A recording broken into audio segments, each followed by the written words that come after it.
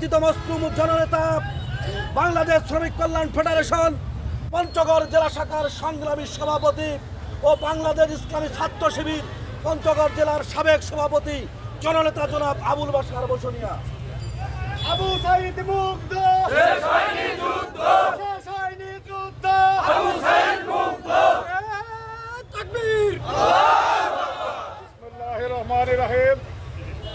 সম্মানিত দেবীগঞ্জ উপজেলাবাসী, আসসালামু আলাইকুম ওয়া রাহমাতুল্লাহি ওয়া বারাকাতুহু। আমরা গভীরভাবে লক্ষ্য করেছি দীর্ঘ 17.5 বছর যারা আমাদেরকে ঘর ছাড়া করেছে, যারা আমাদেরকে ব্যবসা করতে দেয় নাই, যারা আমাদেরকে চাকরি করতে দেয় নাই, যারা আমাদেরকে কৃষি কাজ করতে দেয় নাই, সংসার করতে দেয় নাই, আজকে হোয়াটসঅ্যাপে প্রোগ্রাম করে দেবীগঞ্জে জামাত বিএনপির বাড়িঘর রাতের আধারে জ্বালিয়ে দিতে চাচ্ছে। সম্মানিত ভাইয়েরা, যেই ব্যক্তিটি জ্বালিয়ে দিতে চাচ্ছে ওই ব্যক্তিটির নাম আপনারা সবাই জানেন। ওই ব্যক্তিটি হচ্ছে দেবীগঞ্জের অবৈধ মন্ত্রী, আপনার রেল মন্ত্রী সুজন সাহেবের উকিল জামাতা। ঠিক কিনা বলে? রেল মন্ত্রী যেরকম সন্ত্রাসী ছিল, দুর্নীতিবাদ ছিল, ঠিক তার জামাইকে একইভাবে তৈরি করেছিল। ঠিক কিনা? আমাদের বাড়িঘরে হামলা করা হয়েছে, বাড়িঘর লুটপাট করা হয়েছে, গাড়ি ভাঙা হয়েছে, ব্যবসা প্রতিষ্ঠানের তালা দেওয়া হয়েছে এই ইমু সন্ত্রাসীর নেতৃত্বে। এখন বাংলাদেশের অন্তর্বর্তীকালীন সরকার যেইখানে আওয়ামী লীগকে নিষিদ্ধ করেছে, তাদের নিবন্ধন স্থগিত করে দিয়েছে, সেইখানে তারা দেবীগঞ্জে নতুন করে উৎপাত সৃষ্টি করতে চায়।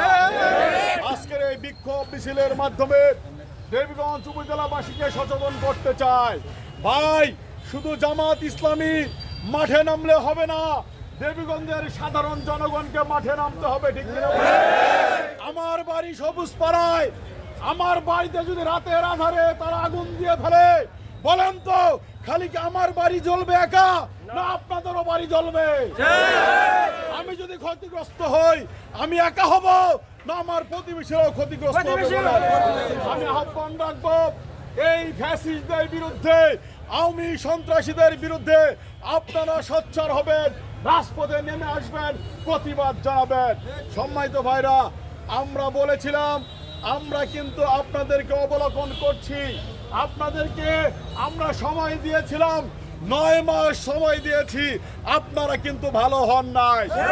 আপনারা জুম মিটিং করে আমাদের 12 বাজানোর পরিকল্পনা করছেন। ভাইরা আমার, 15টা মামলা খেয়েছি, আমাদের শত শত নেতা কর্মী জেল খেটেছে, কিন্তু আমরা কারো বাড়িতে আগুন দিতে যাই নাই, আওয়ামী লীগের নেতা কর্মীর গায়ে হাত উঠাই নাই। আপনাদের যাওয়ার কেবল 9 মাস হয়েছে, এত অস্থির হয়ে গেছেন, ব্যাংকে আগুন দিবেন, বাড়িঘর জ্বালিয়ে দিবেন, এত অস্থিরতা কেন? চিন্তা করেন তাহলে আমাদের 15.5 বছর কেমন কেটেছিল। সম্মানিত ভাইরা, আপনাদের ওই দিন শেষ হয়ে গিয়েছে। আল্লাহ তাআলা সূরা বাকারায় বলেছে, আমি এক দল দিয়ে আরেক দলকে সাইজ করি। সংগ্রামী ভাইরা আমার, বৈষম্য বিরোধী ছাত্র আন্দোলনের সুন্দরতম গর্বিত সন্তানদেরকে দ্বারা আল্লাহ তাআলা বাংলাদেশের চিরদুশ্মন সন্ত্রাসী আওয়ামী লীগকে সাইজ করে দিল্লি পাঠিয়ে দিয়েছে। বাংলার জমিনে তাদের আর পুনর্বাসন হবে না, হবে না, হবে না। জুম মিটিং করেন আর টেবিল বৈঠকি করেন, কোনো লাভ হবে না। আমরা এতদিন আপনাদের বিরুদ্ধে মামলা করি নাই, আমি শুধু আপনাদের বিবেককে জাগ্রত হতে সময় দিয়েছিলাম। আপনাদের বিবেক যখন জাগ্রত হলো না, তখন আমাদের আর পিছনে তাকানোর সুযোগ নাই। আমাকে অনেকে চাপে ফেলেছে, বাসার তুমি এতগুলো মামলা খেলা, এত জুলুম নিপীড়নের শিকার হলা, আজ পর্যন্ত তুমি একটা মামলা করলা না, কারণটা কি? সম্মানিত ভাইরা, আমরা ইসলামী দল হিসেবে আমার এক ভাইকে ভালো হওয়ার সুযোগ আমরা দিয়ে থাকি। সম্মানিত দেবগঞ্জবাসী, আপনারা 9 মাস সময় দিয়েছেন, বলেন তো আসলে কি তাদেরকে মামলার বাইরে রাখা সম্ভব? দেবগঞ্জ উপজেলাবাসী আজকে অনিরাপদ।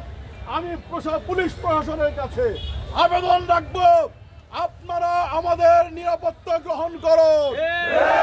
এই পৌরসভায় রাত্রে টহল বৃদ্ধি করুন, কোন সন্ত্রাসী যেন শান্তিপ্রিয় পৌরবাসীর বাড়ি ঘরে আগুন দিতে না পারে।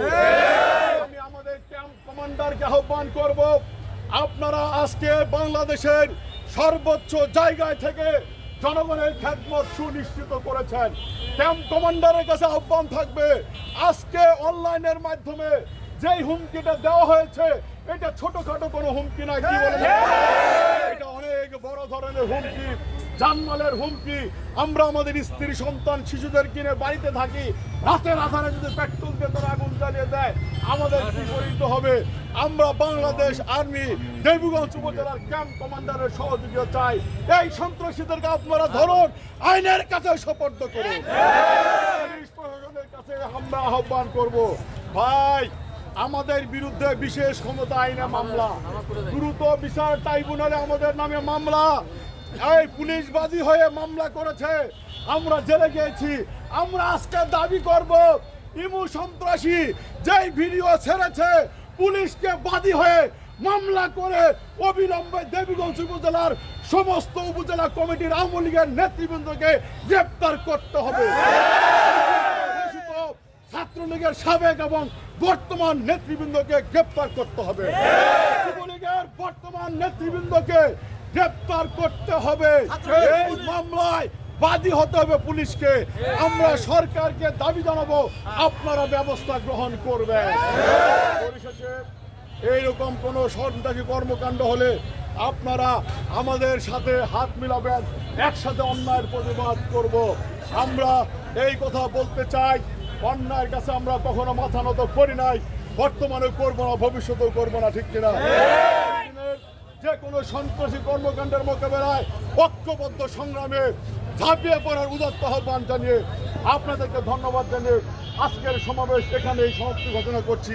আল্লাহ হাফেজ। বাংলাদেশ জিন্দাবাদ, বাংলাদেশ জামাত ইসলামী।